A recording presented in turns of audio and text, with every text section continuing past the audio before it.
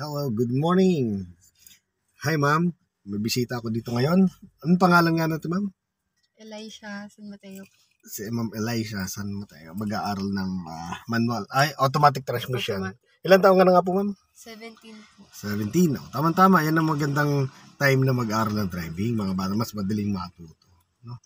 So, ibig sabihin, ikaw ba yung nagmamaneho dati? Opo.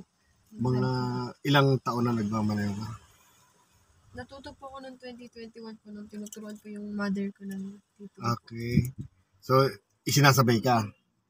Pinapanood ko lang po. Tapos nung pinag-try po ako, yun din. Tsaka po ako Na-drive mo? tinuruan ng ano. Opo. So, saan ka nakakatakbo na? Highway na? Nag-highway ka na? 2 beses po ako nag-try sa highway kasi bawal daw. Okay. Wala ka pa kasing student permit that time. Opo. Pero ngayon mayroon na. No? So, pwede ka na talaga mag-drive sa highway kasi may student. Basta may kasama kang non-pro or professional. No? Opo. So, ngayon, anong ina-expect mo ngayon na gustong matutunan? Ano yung mga medyo nahirapan ka pa? Sa pagpapark po talaga, hindi po talaga ako marunong po. Ay, sa pagpapark. Okay, Parang sige. ginaguide po ako para lang po makapag-park. Tapos, dun nga po sa pag mga likuan po, yun po, medyo po kinakapos. Kinakapos. Ayaw mong ikutin nga itong manibela. Pabangga na, ayaw pang ikutin. Parang pag ano po, dyan po, parang kinakapos po, kailangan po pong umatras para po. Okay. Sige, Ma-U-turn sige. po. Ay, siya yan. Susolusyonan din natin.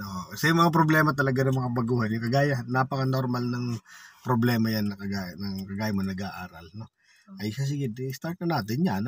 Para, matutunan mo na yung mga bagay-bagay na pagliko at pag-parking na yan. No? Okay. So, sige. Start na namin ni ma'am. Hintayin mo tong side mirror mo. Tumapat doon sa kanto. Okay? Tapos, pag lumagpas kaunti yan, okay, alis tumapat na sa balikat mo, pwede mo na i-pull turn yung sakyan mo. Itong, isasagad mo dito manibela mo. Ganito. Stop. Side mirror, stop muna. Di ka pa natingin sa kaliwa. Titingin ka muna sa kaliwa. No? Pero ito, nakaset up na tong side mirror mo, nakatapat na dito. Ikot ka ng isang ikot. Okay. Then, tingnan mo sa kaliwa. May sakyan. Di ba? So, huwag kang dire-diretso. Ayan o, meron pa. Okay, so papunta siya dito. So, pakawalan mo yung brake. Pakawalan brake mo. May sakyan pa. Pero kasya naman yan. Pakawalan mo brake mo. Okay, dahil sagad manibela mo. Go. Pakawalan mo brake mo. Pakawalan mo. Okay. Sige, diretso yan. Hindi mo aabutan yan. Sige lang, diretso lang. Malayo po ako dito. Yes. Ayan. Okay, done. Balik. 1 and 2. 2. Ayan. Kahit may sakyan kakasalubong doon, hindi mo yun naaabutan. Kasi eksakto lang yan yung Sa kaya nga, kanto po yung side. basta tumapat sa kanto yung side mirror mo, isang ikot, then pag lumagpas ka konti, tumapat sa balikat mo, sagad mo naman ibela mo. Ito Okay? po. Opo. No. Sige, gagawin natin dyan sa isang kanto. Okay, kakanan tayo ma'am, signal ka ng kanan. Basta tandaan mo lagi, pag pakanan ka, laging pasagad naman ibela niyan. No? Pero lagi mo na mag-uumpisa sa pagtapat ng side mirror. Ihinto ka muna kasi kantuhan yan lagi. Pag kantuhan yan, hinto ka muna. No? Ganito, ayan. Itapat mo na yung side mirror mo dito, sa kanto. Hinti pa. Then stop ka dito. Then tingin ka sa kaliwa.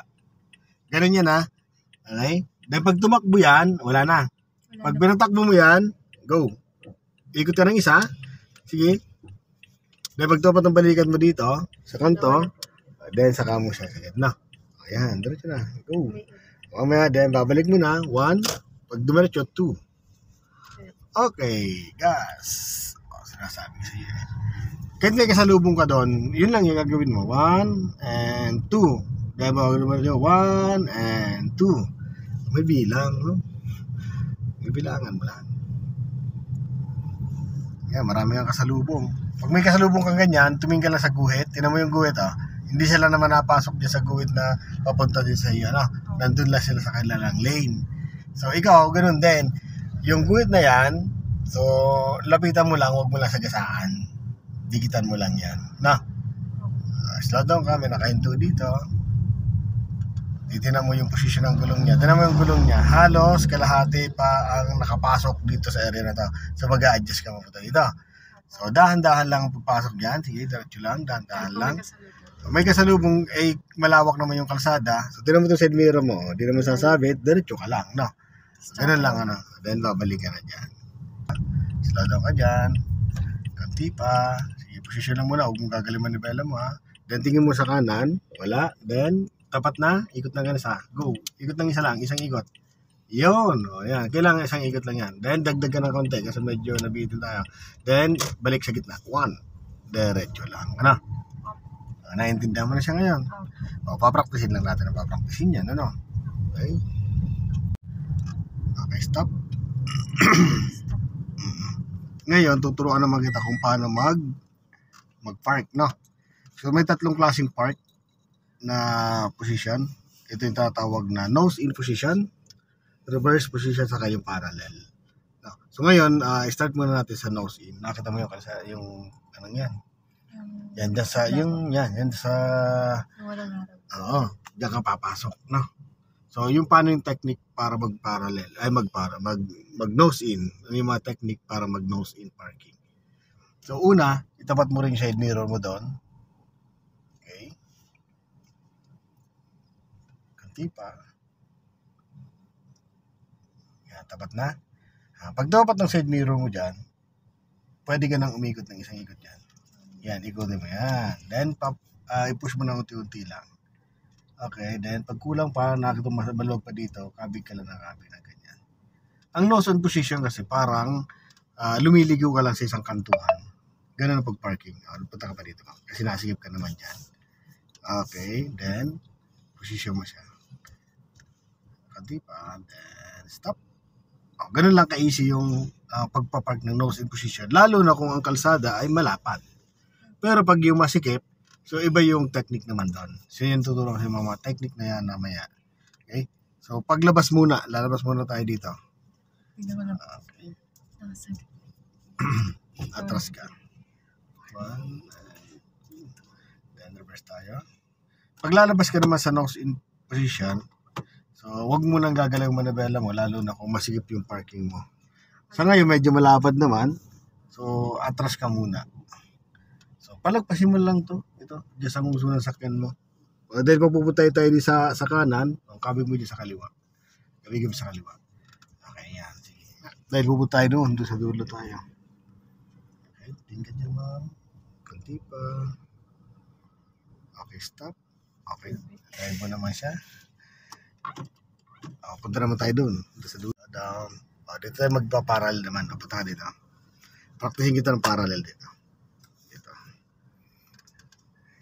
Push ka muna dito. Yan. Position mo naman dyan sa kalsadang yan.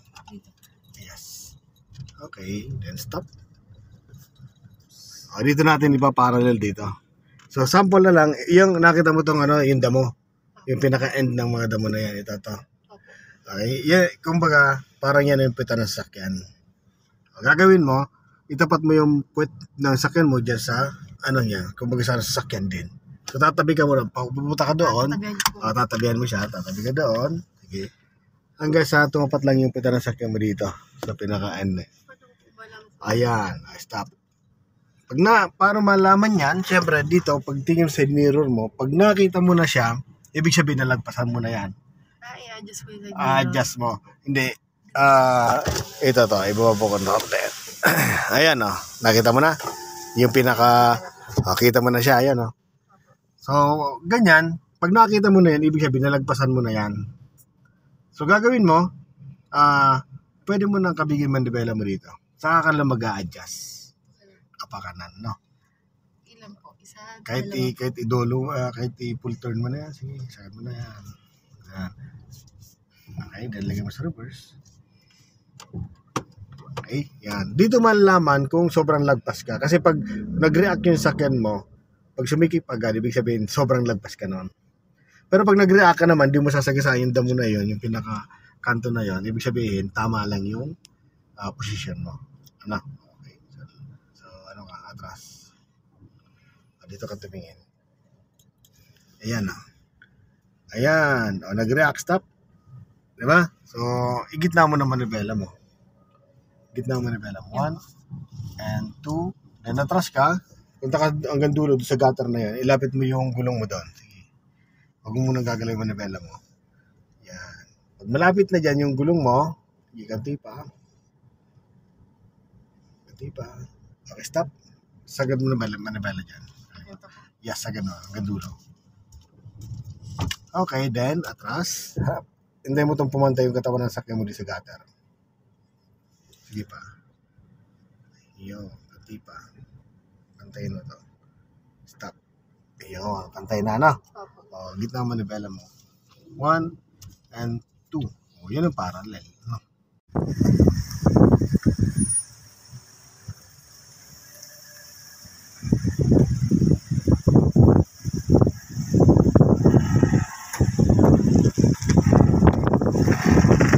Check muna tong sa kanan. Reverse. Check mo kung nasikip. Okay, then balik ulit. Ayan, o, diretso lang. Huwag mo nang galawin, diretso lang. Good. Yan, hanggang pumantay ka lang dito. Okay, then stop. Gitna. 1 and 2. Yan. Kung mapapansin mo dito, medyo maluwag ka dito ng konti. Masikip ka dito ng konti. Alam bakit? Kasi kanina, doon sa pattern, binago mo. Nung pagbago mo, pag gitna mo, na-delay yung balik. Kailangan yon, una control muna yung bilis. Mabaga lang. Di ba, umatras ka. Tapos napansin mo, sumikip. Ginitna mo. Ngayon, di mo kagad na ibalik manibela mo. Kaya dire-diretso dito. O, try mo pa, isa pa.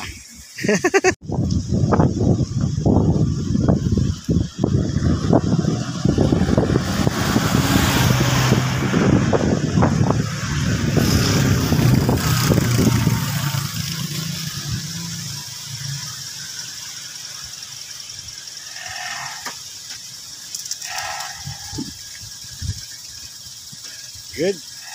Tama yan. O, diretso lang. O, pakaramdaman mo ngayon kung okay. Yan, pasok. O, dyan.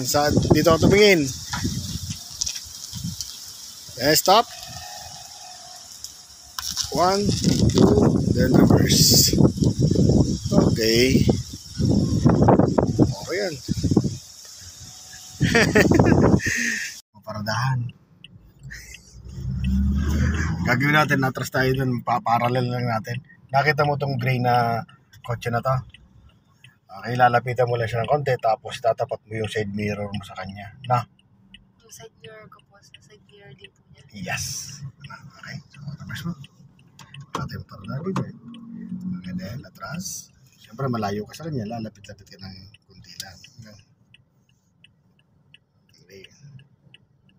Diba? Atras. Okay. Tapat mo lang yung silbiro mo sa kanya. Okay. Tapat. Hindi pa. Ay, baliktad pala to. Baliktad pala to. Kala yung silbiro mo sa kabila. O, pag ganito, nakita mo. Kung baliktad ang side mirror niya, nandun siya nakaposisyon, nakita mo yung putan niya. Ay, yung uso ng sakyan na dito. Kita mo naman, no? Okay, so, ibig sabihin, yung pita natin ng sakyan na to, pwedeng lagpas ang pita natin sa kanya, no? Or pwedeng kulang. So, malalaman mo yan mamaya kung ano pagkakaiba, kung mag-a-adjust na lang tayo. Okay?